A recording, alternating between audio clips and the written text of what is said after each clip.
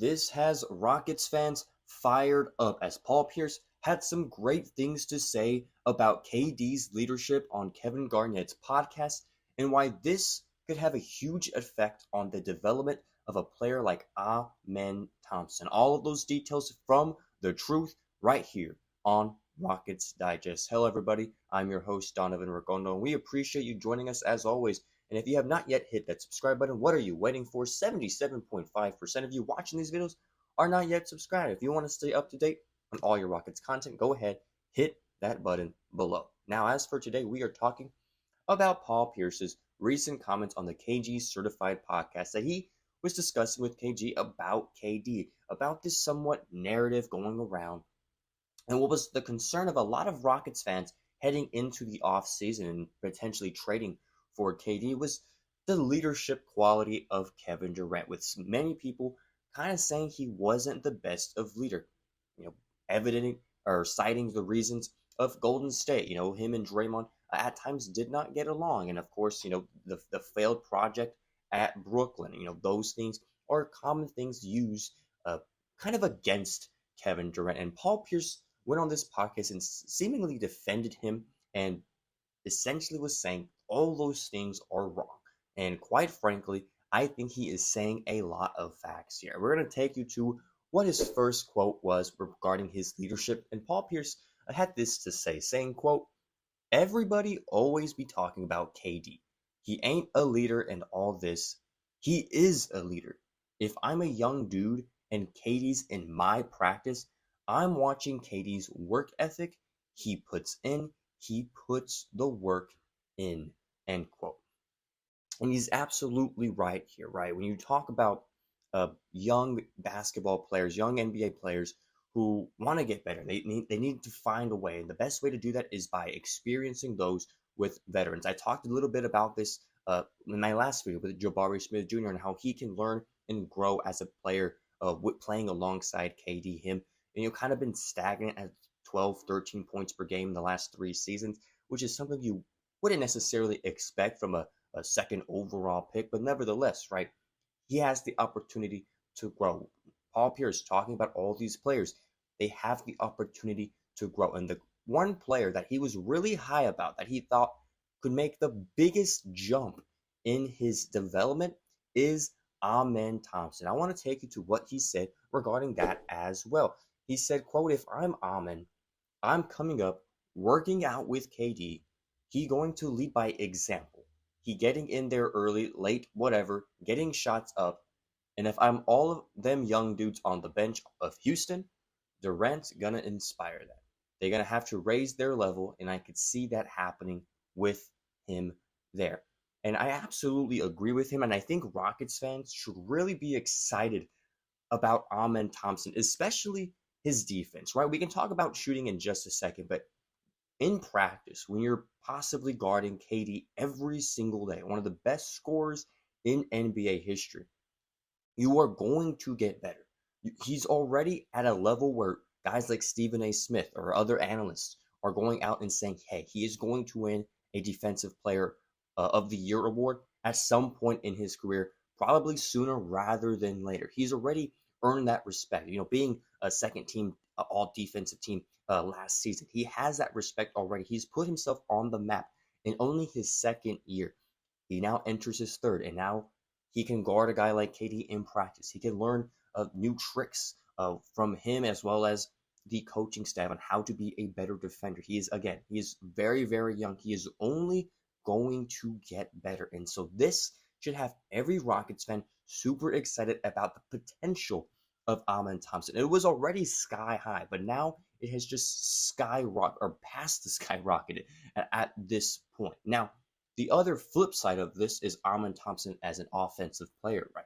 That is something that he struggles with. He struggles with shooting. I want to take you to what his stats were last year to get a better understanding of how he played. He played 32 minutes a game, averaging 14 points, 8 rebounds.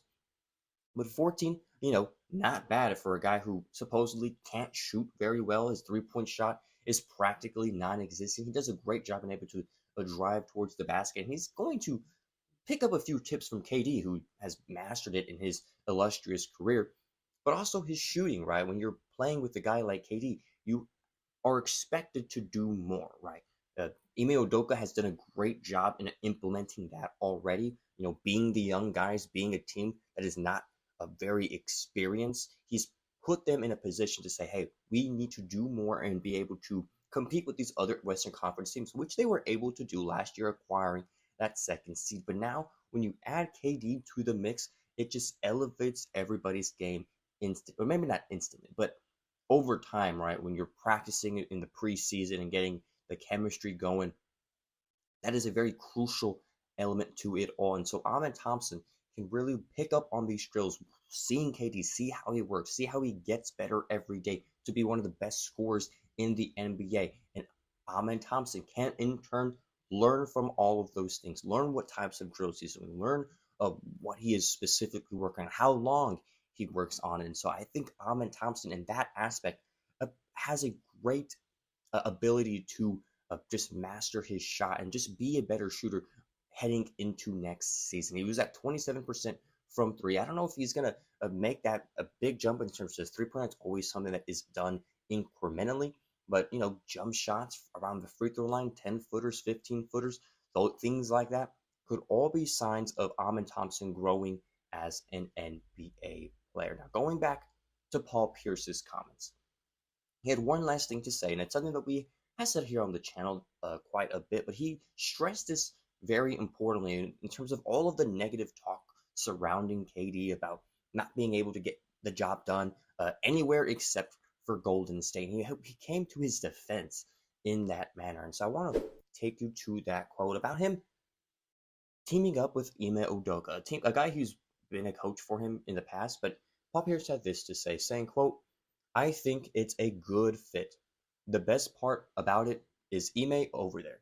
This is the best coach he will have played for since Steve Kerr. Even though it didn't work out in Phoenix and Brooklyn, he played for Steve Nash, a young coach who was still learning. And Mike Budenholzer wasn't really a good fit for him. So now he gets somebody who is a firmer leader who will hold him accountable a little bit." And we've discussed Ime Udoka and KD's relationship in the past. They have a somewhat friendly banter, trash talk relationship. They have the utmost respect for each other. They're able to not sugarcoat things. And KD has been on record saying, I like that he doesn't sugarcoat anything at all. I like to just tell me what I'm doing wrong, hold me accountable as a player, because he knows that is the only way he's going to get better. That's the only way he knows that the team is going to get better. And in turn, it's the only way that Ime Udoka as a coach gets better. And so when I look at this relationship, Brooklyn assistant was Ime Udoka a couple years ago.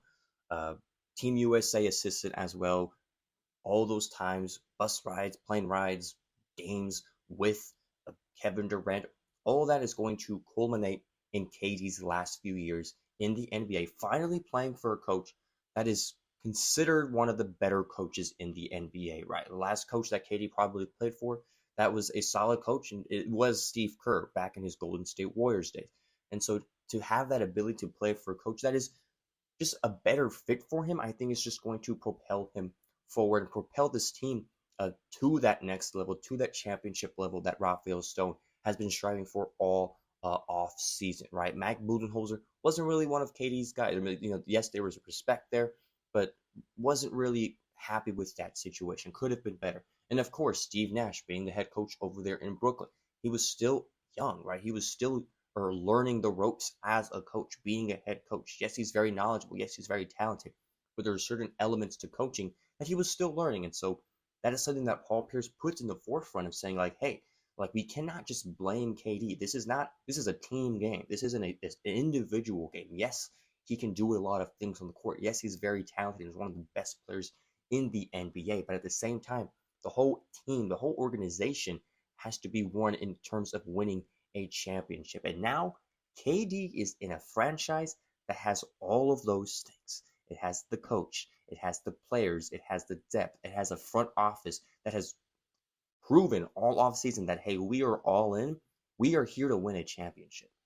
Next year, the year after, however long we have KD, those are championship contending years. And I don't just say that, half-heartedly. They are actual contenders. That is a realistic goal for this team. There's a reason why they are one of the favorites to win a championship. Everything is aligned.